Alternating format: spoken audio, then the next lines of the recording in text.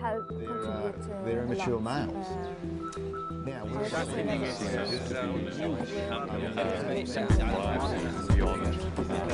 expectations going to male sharks are now listed so it's just a mean way of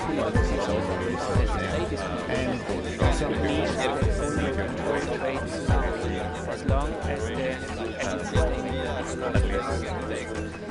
So there are still some male sharks between you. And I think it might be a bit that they want to have this big male sharks. I'm not aware of its importance, and I'm really afraid that they're going to be wiped out from disease before we really understand.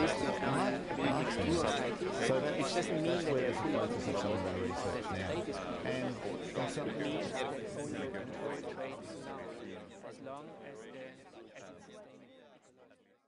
As a project, Shark Quest Arabia was born out of the realization that despite the global interest in shark conservation, there were few, if any, local initiatives that I was aware of. I'm trying to make a couple of films in order to find a convincing argument. I want to try and find a way that we can communicate to a wide-ranging audience of people as to why we should care about sharks. I've been working with information that goes back over the last 20 years. One of the figures that stands out the most in all of that time has been the continued use of a statistic that says that 100 million sharks are being killed every year. There are some researchers around the world now who believe it's down to 70 or 80 million a year. Still a very significant number. One has to ask why. Because we're talking about 270,000 sharks every day around the world. And proportionally speaking, it seems that no one really cares. When you break that down even more, you're talking about 11,500 sharks an hour are meeting a very brutal end, the end of some line somewhere on this planet.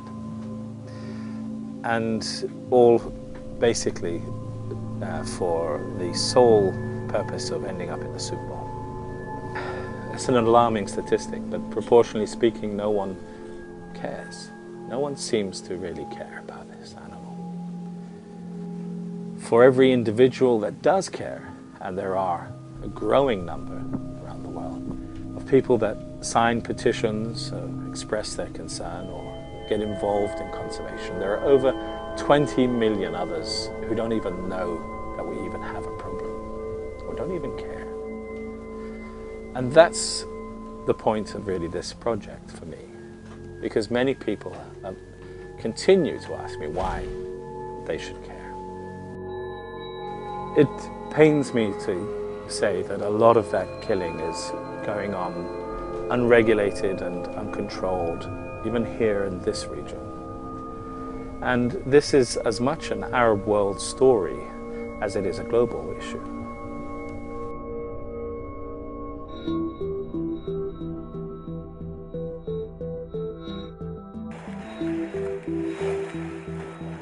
What we have there is a very active shark fishing ground. The Omani fishermen are landing hundreds of thousands of sharks a year from these actual waters. It's a very rich area where we see a lot of nutrients coming in through the upwelling that channels this current through the Strait of Hormuz. And in so doing, carry with it a lot of nutrients which attract the fish that feed on those plankton, whether it's zooplankton or phytoplankton. And in turn, through the food chain, we start to see a build-up of the pelagic fish coming in, and eventually the top apex predators, the sharks. Part of the motive for that question as to why they should care about sharks is really probably driven by the fact that they don't really know much about them. And for most people, a shark may be considered a man-eating monster from the deepest recesses of our psyche. from our dark side. For me, sharks are the apex example of nature's finest evolutionary design. It's a perfect life form adapted to manage the food chain from the top.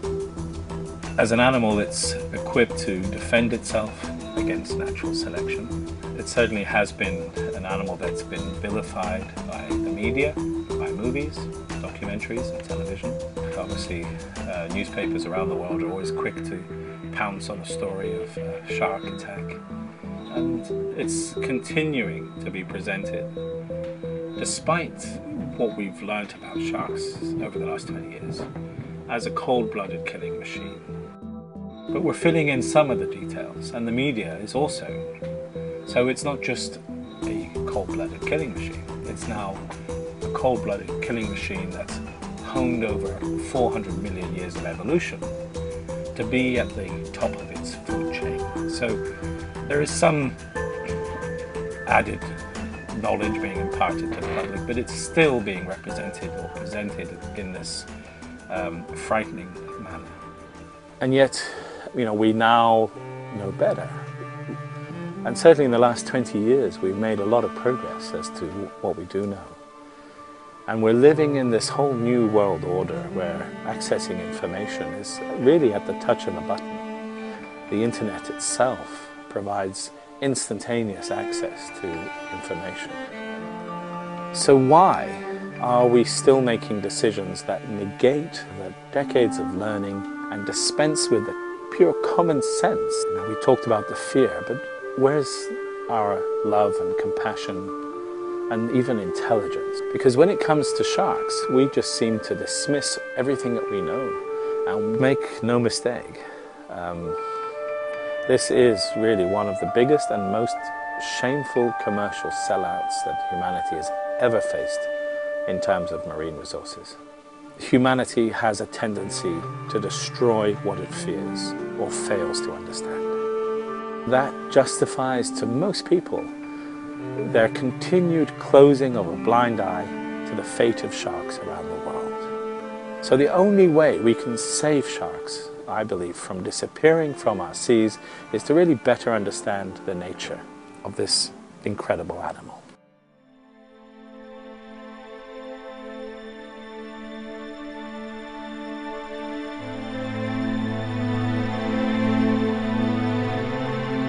Historically speaking, Arabia's waters have been used as important nurseries and even pupping sites for thousands of years by a number of important shark populations from throughout the Indian Ocean.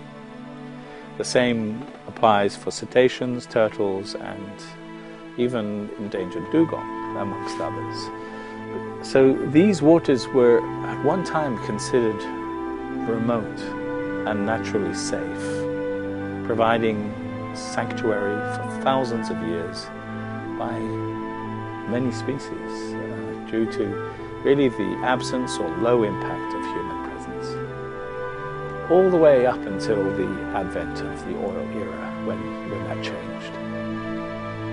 With, of course, the rapid growth and the development that spread throughout the region since the affluence provided by oil, human encroachment, coastal colonization, population growth, and of course, in line with that, the increased demand for fisheries have changed the shape and dynamics of all of the seas of Arabia in really less than 50 years. People are just generally not aware of the need to tackle some of these issues that we're dealing with. And in particular, when we talk to fishermen, they are continuing a practice that they've been involved with for hundreds of years, in one form or another, where the skills and the instinctive knowledge they have about their natural world is passed on from generation to generation. Now, because that instinctive knowledge has in the past been successful for them, it doesn't necessarily mean it's right.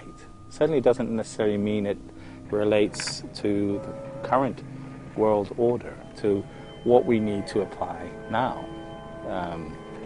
The world is obviously a rapidly changing place with a lot of radical changes to the environment.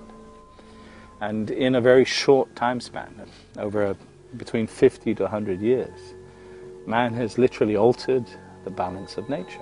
And in parts of the world, such as the Muslim Dam, you get a chance to really see that and how it's actually working, because a lot of the practices and the methods used have remained relatively unchanged for decades, if not centuries.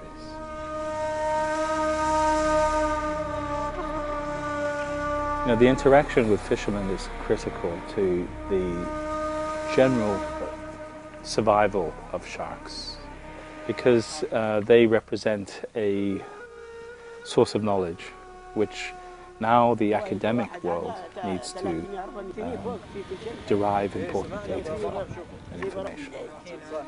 So what we need to do is establish a communication, because we're talking about giving fishermen a reason as to why they need to be careful, why they need to look at what this general big overview, this global story of sharks is representing.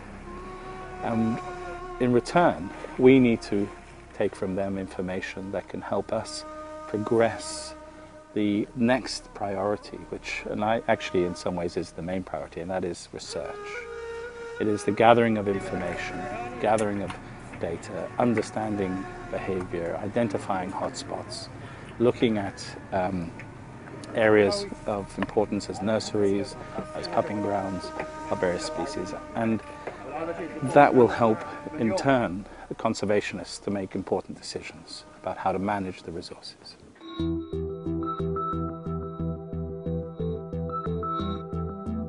Unless we take a stand that really truthfully delineates the nature of the threats facing our natural environment and the wildlife that we're responsible to protect, then the world will continue to just be a collection of marketable resources that are being sold off to the highest bidder by those who are always ready, always poised to take advantage of loopholes. And that loophole really is mankind's lack of commitment to the natural order.